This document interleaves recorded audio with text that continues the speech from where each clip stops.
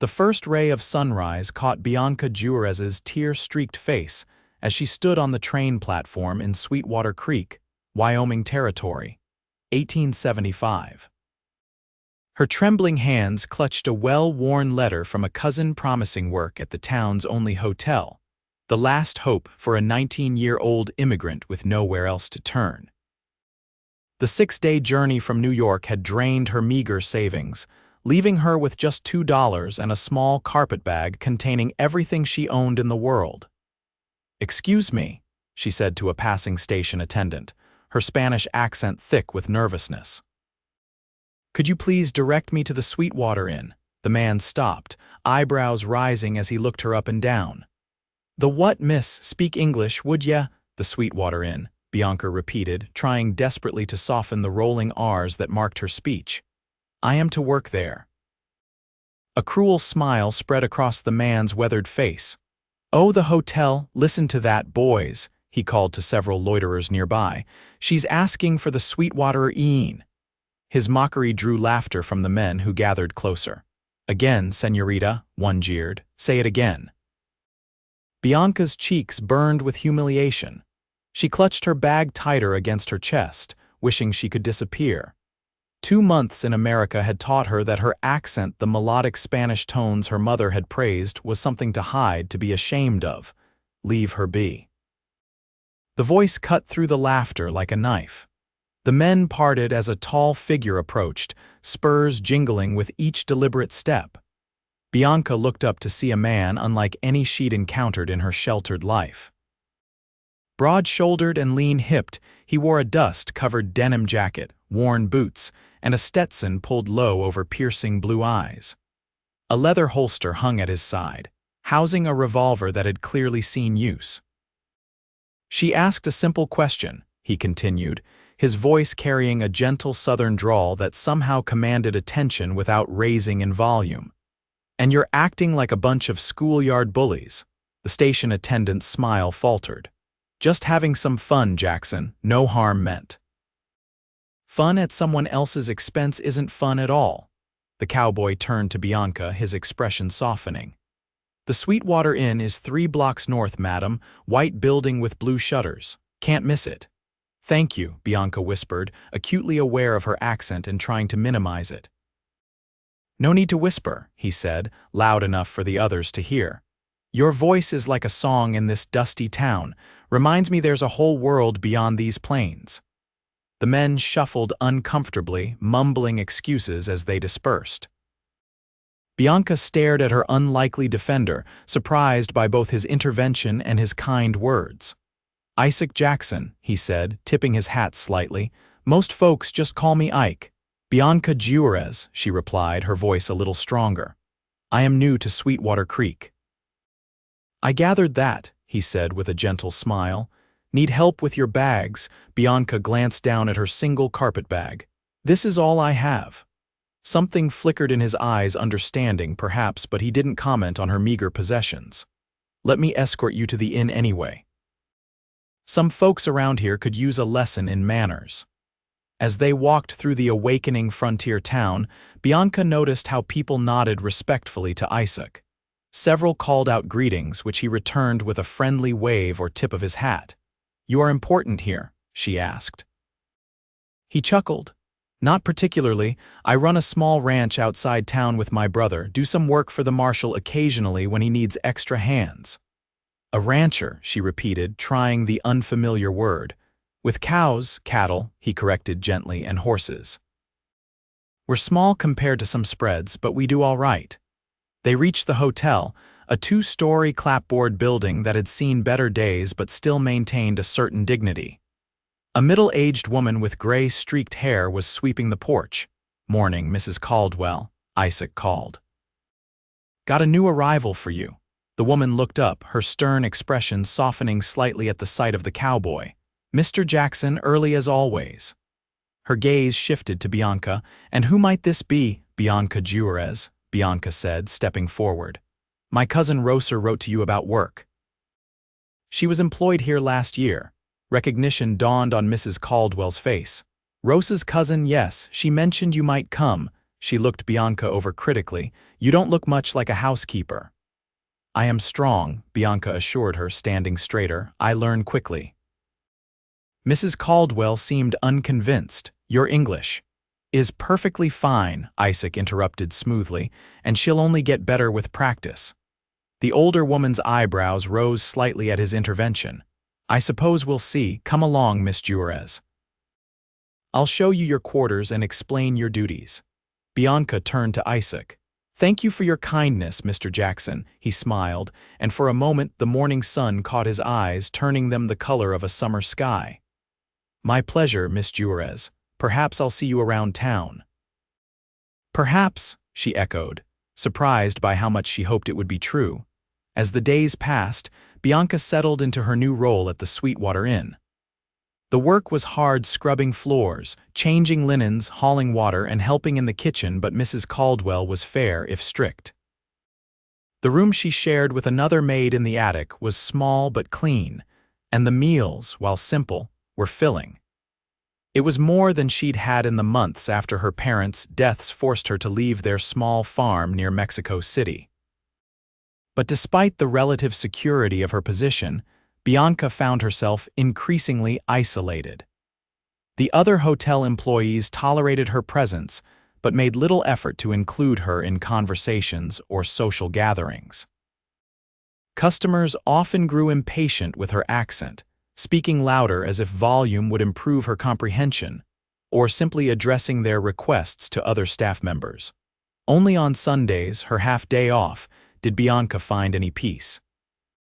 She would walk to the small creek that gave the town its name and sit under a cottonwood tree, reading from the worn Spanish prayer book that had belonged to her mother or writing letters to Rosa, who had moved on to California. It was on one such Sunday, nearly 3 weeks after her arrival, that she encountered Isaac Jackson again. She was deeply absorbed in her book when the sound of approaching hoofbeats startled her. Looking up, she saw him dismounting from a handsome chestnut gelding.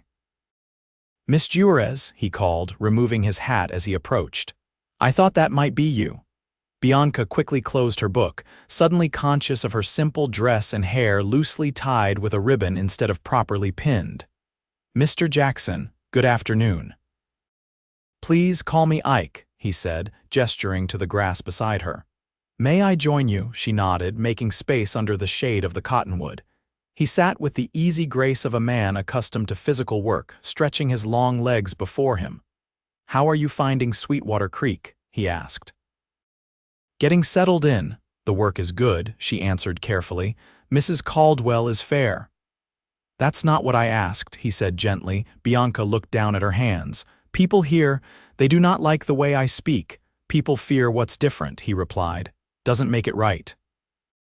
"In Mexico, my English teacher said I was very good," she admitted. "But here, when I open my mouth, I see in their eyes that I am stupid to them." Isaac shook his head firmly. "You're far from stupid, Miss Juarez.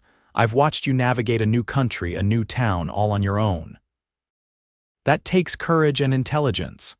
His words warmed something inside her that had been cold since her arrival.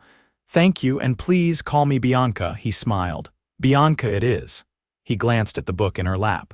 "What are you reading?" "Prayers," she said, showing him the Spanish text. "It was my mother's. It helps me." "Remember, you miss your home," he observed. "Sometimes, but there is nothing for me there now." She hesitated, then asked, "Have you always lived in Sweetwater Creek?" "No," he replied, leaning back on his elbows. "I was born in Virginia. After the war, the Civil War, there wasn't much left of our family plantation. My brother Daniel and I headed west, worked cattle drives for years before saving enough to buy our little spread here." "You fought in the war," a shadow crossed his face. "Too young at the start."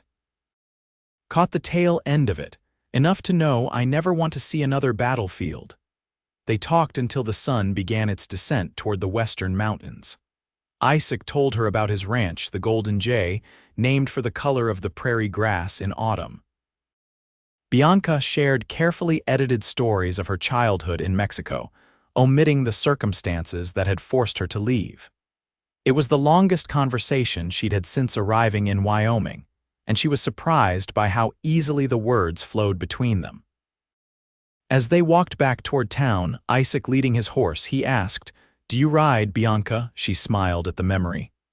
"My father bred horses, not many but good ones. I rode before I could walk," he always said. "Then perhaps next Sunday, if you're free, I could bring a horse for you. Show you some of the country around here." The offer was tempting a break from the confines of the hotel and town, but Bianca hesitated. "I don't know if Mrs. Caldwell would approve." "Bring one of the other maids as a chaperone," he suggested with a wink. Propriety satisfied. His smile was infectious, and Bianca found herself agreeing before she could consider all the reasons she shouldn't. That evening, as she polished silverware in the hotel kitchen, Bianca caught herself humming an old Mexican folk song.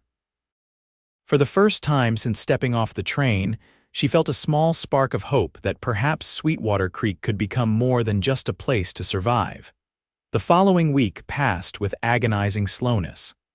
Bianca threw herself into her work, determined to prove her value to Mrs. Caldwell. She practiced her English whenever possible, repeating difficult words until her tongue no longer stumbled over them. At night, she mended the tears in her best dress and washed the faded blue ribbon she planned to wear in her hair. Saturday evening brought an unexpected development. A large cattle buyer arrived with his entourage, booking nearly all the hotel's rooms for the night. The resulting chaos meant all hands were needed, and Mrs. Caldwell reluctantly informed Bianca that her Sunday half-day was canceled. "But I have plans," Bianca protested, then immediately regretted her outburst when Mrs. Caldwell's eyebrows shot up. "Plans," the older woman repeated coolly. "More important than your position here," Bianca swallowed hard. "No, madam, I thought not." Mrs. Caldwell softened slightly. "You can have Tuesday afternoon instead." It was a fair compromise, but disappointment washed over Bianca as she realized she had no way to inform Isaac of the change. She doubted he would wait long when she didn't appear at their meeting place, and the thought of him believing she had simply failed to show up made her stomach twist with anxiety. Sunday morning dawned bright and clear.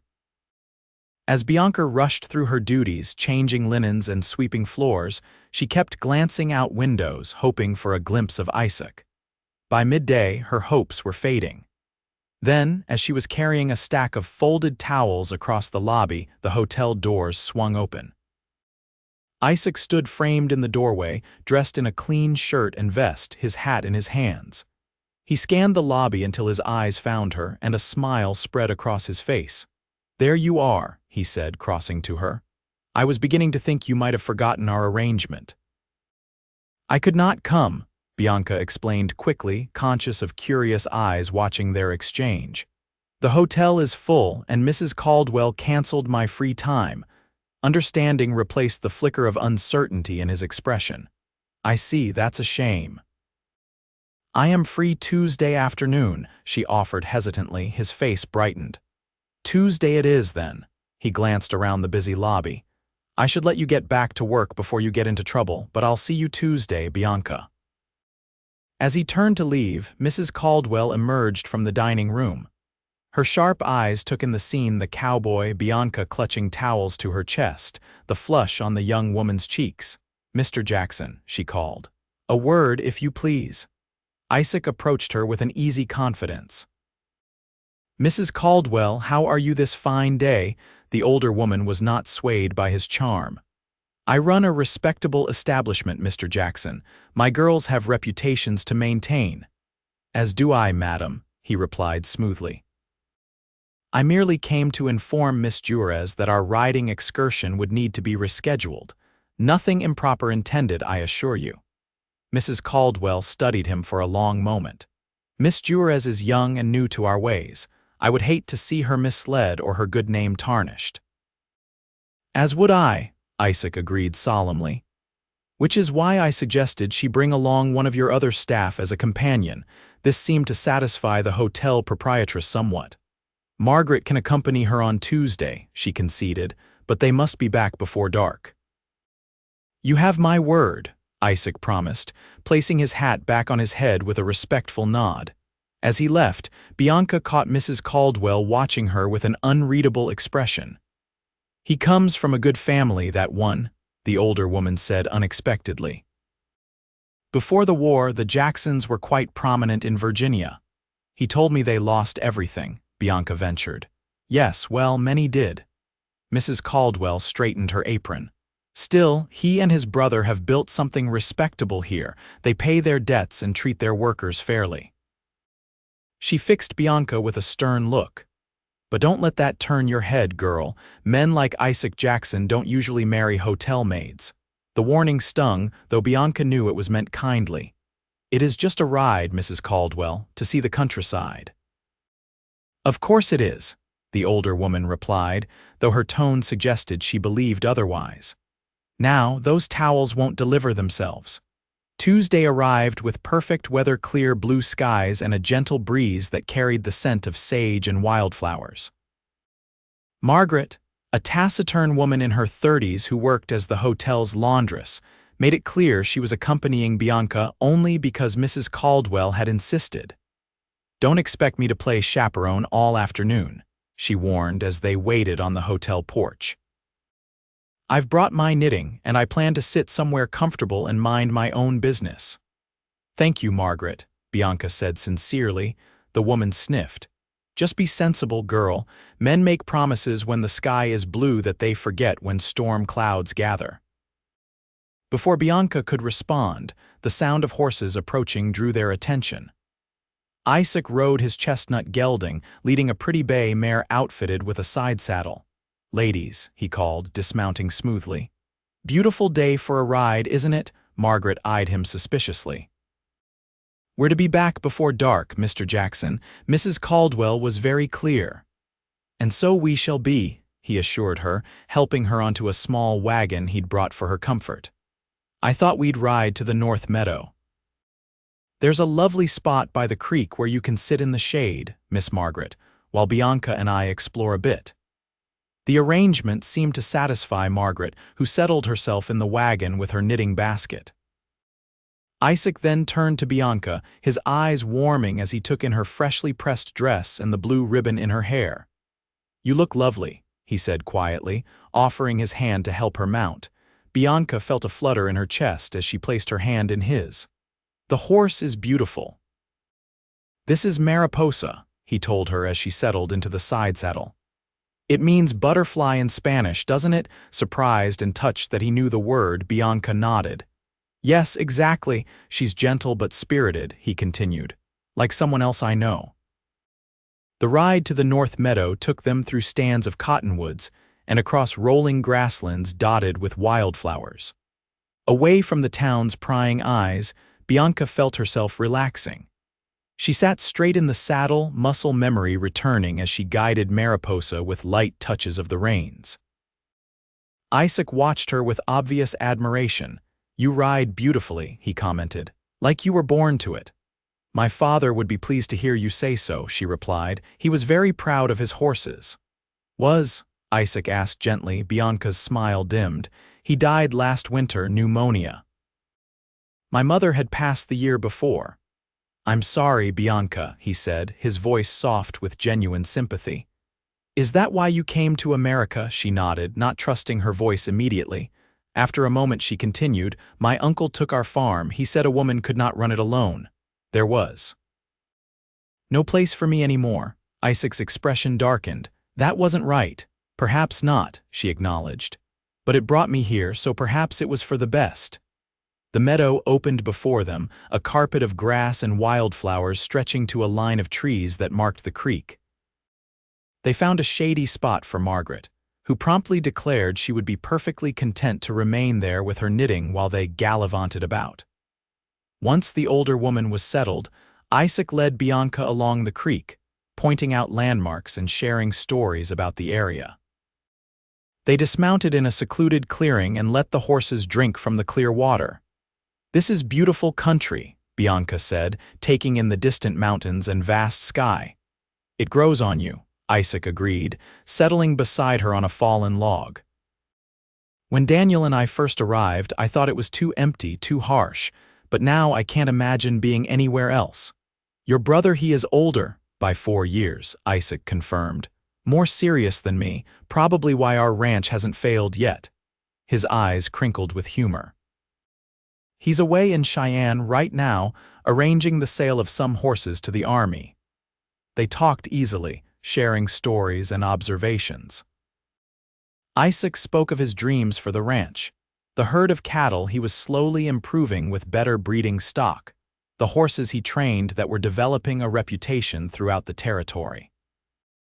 Bianca told him about growing up in Mexico, her mother's garden, the fiestas in her village, and her journey to America. Why Wyoming? He asked eventually. Your cousin was in New York, wasn't she? Rosa moved to California, Bianca explained. But before she left, she wrote that Mrs. Caldwell needed help and might hire me if I could get to Sweetwater Creek. She gazed across the meadow. I had just enough money for the train ticket. Brave, Isaac said softly, to travel so far alone. Or desperate, she countered with a small smile. Both, perhaps. He hesitated, then asked, Are you happy here, Bianca, at the hotel? She considered the question carefully. It is honest work. Mrs. Caldwell is fair, but I feel like a ghost sometimes, she admitted. People look through me, not at me. They hear my accent and decide I have nothing worth saying. Isaac's jaw tightened. They're fools. It is not so different in other places, she said with a shrug. People fear what they do not understand. That doesn't make it right. He turned to face her fully. Your voice, your way of speaking, it's beautiful, Bianca. Like music in a town that hears nothing but the same old tune day after day. The sincerity in his eyes made her breath catch. No one had ever looked at her that way, as if she were something precious rather than something foreign. You are very kind, she whispered. Not kind, he corrected. Honest. The afternoon passed too quickly. As the sun began its descent toward the western mountains, they reluctantly returned to collect Margaret, who had indeed spent the entire time knitting and appeared to have made significant progress on what looked like a sweater. Right on time, she observed, packing away her work. Mrs. Caldwell will be pleased. The ride back to town was quieter, each lost in their own thoughts. As they approached the hotel, Isaac slowed his horse to ride alongside Bianca. I'd like to see you again, he said quietly. I would like that too, she admitted. Sunday. Sunday, she agreed. As he helped her dismount in front of the hotel, their hands lingered together a moment longer than necessary. Margaret cleared her throat pointedly and they separated, both flushing slightly. Thank you for a lovely afternoon, Mr. Jackson, Bianca said formally, aware of curious onlookers. The pleasure was mine, Miss Juarez, he replied with equal formality, though his eyes conveyed much more. As the weeks passed, their Sunday excursions became a regular occurrence. Sometimes they rode across the prairie. Other times they simply walked along the creek near town. Margaret accompanied them initially, but as the propriety of their relationship became established, Mrs. Caldwell relaxed her requirements, allowing Bianca to meet Isaac without a chaperone as long as they remained in public view. Bianca found herself looking forward to Sundays with an intensity that both thrilled and frightened her. Isaac was unlike any man she had known, thoughtful, respectful, and genuinely interested in her thoughts and feelings. He never rushed her when she struggled to find the right English word, never mocked her accent. Instead, he asked her to teach him Spanish phrases, listening intently as she explained the correct pronunciations. She was learning, too, about ranching and horses, the history of the territory, the challenges of building a life on the frontier. Isaac took her to the Golden Jay one Sunday, proudly showing her the modest but well-maintained ranch house, the sturdy barn, and the corrals where several beautiful horses watched them curiously. It's not much compared to some of the big spreads, he acknowledged as they sat on the porch drinking coffee. But it's ours, free and clear. It is wonderful, Bianca said sincerely. You have built something to be proud of. He smiled, looking out over the property. It's growing. The new breeding stock is producing good calves. Another few years and we might be able to expand. There was something in his voice, a hint of a larger dream that made Bianca ask, "What are you not telling me?" Isaac looked surprised, then chuckled. "You're getting too good at reading me." He set down his coffee cup. "Daniel and I have been saving to buy the Pearson place next door. It would double our grazing land and give us access to their water rights." "That sounds sensible," she observed. "It is," he hesitated. "But lately I've been thinking about a different kind of future. One that might include more than just cattle and horses." The way he looked at her sent warmth flooding through Bianca's chest. They had never spoken explicitly of their growing feelings, but in that moment, she saw something in his eyes that made her heart race.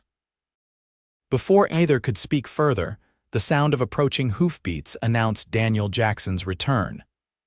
Isaac's brother was taller, with the same blue eyes but a more serious demeanor. He greeted Bianca politely, though with a slight reserve that made her wonder what he thought of his brother's interest in a hotel maid.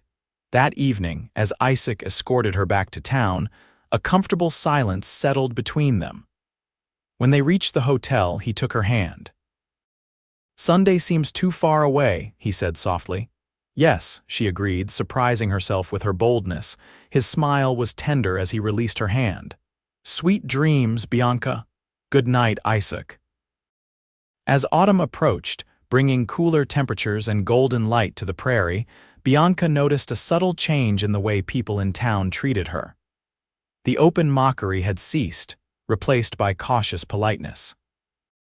Even Mrs. Caldwell seemed to look at her differently, assigning her more visible duties that brought her into contact with guests, rather than keeping her confined to backroom tasks. "The Brownings specifically requested you serve their table," Mrs. Caldwell informed her one evening. "Said they enjoyed your charming manner last time they stayed with us." Bianca, surprised, wondered if her improved English was responsible for the change. Her accent remained, of course, but she had grown more confident in her speech, no longer hesitating or apologizing when she addressed others. It wasn't until she overheard a conversation between two regular hotel patrons that she understood the true reason. "That's Jackson's girl," one man said to another as she passed their table. "Heard he nearly broke Ed Miller's jaw at the saloon last month for imitating her accent." "Wouldn't cross Isaac Jackson," the other agreed. "Man's got a reputation with that colt he carries." Bianca froze, then continued her work, mind racing. Isaac had never mentioned any confrontation. That evening, when he came to escort her for a walk after her duties were completed, she asked him directly, "Did you fight with someone over me?" Isaac looked startled, then somewhat embarrassed. "Who told you that? Is it true?" she pressed. He sighed, running a hand through his hair. "It wasn't a fight exactly. Miller was being his usual ignorant self, mocking the way you speak. I suggested he find another topic of conversation." "With your fists?" Bianca asked, torn between dismay and a secret thrill that he would defend her so passionately. "No," Isaac said firmly. "With words first. When those didn't work, I might have encouraged him to step outside." "Isaac," he threw the first punch, he defended, "and his jaw isn't broken, just bruised, along with his pride." Bianca shook her head. "I do not need you to fight my battles." "I know you don't," he said seriously. "You're the strongest person I know, Bianca, but that doesn't mean you have to face everything alone. Not anymore." His words touched something deep within her, a loneliness she had carried for so long she had almost forgotten it wasn't a natural part of herself. "Thank you," she whispered. "But please, no more fighting." He took her hand, his expression solemn. "I promise to try diplomatic solutions first." The following Sunday, Isaac arrived at the hotel earlier than usual, dressed in his best clothes, a dark suit she had never seen before, with a crisp white shirt and polished boots. He seemed uncharacteristically nervous, fidgeting with his hat as he waited for her on the porch. "You look very handsome," Bianca said as she joined him. "Is there a special occasion?" "I hope so," he replied cryptically. "I thought we might visit the church today." The request surprised her. Though Isaac had mentioned attending services occasionally, they had never gone together. "Of course," she agreed, "though I should warn you I was raised Catholic." The preacher won't mind, Isaac assured her, offering his arm. Reverend Thomas welcomes all denominations, says God doesn't care what sign is on the door as long as the faith in our hearts is true. The small white church was empty when they arrived, which struck Bianca as odd since services had concluded hours earlier. Isaac led her to a pew near the front, where they sat in the dappled light filtering through simple stained glass windows. "It's peaceful here," she observed. "Yes," Isaac agreed, though he seemed anything but peaceful himself. He took a deep breath. "Bianca, there's something I need to ask you." Her heart began to race as he turned to face her fully. "These past months have been the happiest of my life," he began. "When I heard you speak that first day at the station, something inside me recognized you. Not just your voice, though I find it beautiful, but something deeper, something in your spirit." He took her hands in his. "I know we come from different worlds. I know there will be challenges. But I cannot imagine my life without you in it." With trembling fingers, he reached into his pocket and withdrew a small gold ring. "This was my mother's," he said softly. "Bianca Juarez, would you do me the honor of becoming my wife?" Tears filled Bianca's eyes, blurring her vision. "Isaac, are you certain? I am just a hotel maid. People will talk." "Let them," he said firmly. "All I care about is whether you love me as I love you, with all my heart," she whispered. "Then say yes." "Yes," she breathed. "Yes, I will marry you." His smile was radiant as he slipped the ring onto her finger. It fit perfectly, as if meant for her all along. He cupped her face gently and leaned forward, kissing her with such tenderness that fresh tears spilled down her cheeks. "Why are you crying?" he asked, brushing them away with his thumbs. "Because I never thought I would find a home again," she admitted. "After my parents died, I felt adrift, but with you I feel anchored." "You are my home too," he said, kissing her once more. As they left the church, hands intertwined, Bianca felt a lightness in her heart that had been absent for too long. The future stretched before them, bright with possibility. They married 3 weeks later in the same church, with Reverend Thomas officiating. Daniel stood as his brother's best man, his initial reservations apparently resolved, while Mrs. Caldwell, to Bianca's surprise, insisted on standing in a mother's place for the bride. The hotel staff prepared a modest reception, and it seemed the entire town turned out to celebrate. Even more surprising was the wedding gift from the townspeople, a piano for the ranch house, delivered the day before the ceremony. "So your home will always be filled with music," Mrs. Caldwell explained when Bianca expressed her astonishment at such generosity. "Isaac mentioned how beautifully you sing." As Bianca prepared to leave the hotel that had been her home for nearly 6 months, Mrs. Caldwell pressed a small package into her hands. "A wedding gift," the older woman said, "and an apology, perhaps." Inside was a journal bound in soft leather, its pages blank and waiting. "For your stories," Mrs. Caldwell explained. "Your children will want to know about their mother's journey someday." Touched beyond words, Bianca embraced the woman who had evolved from stern employer to something close to a friend. "Thank you for taking a chance on me," she said.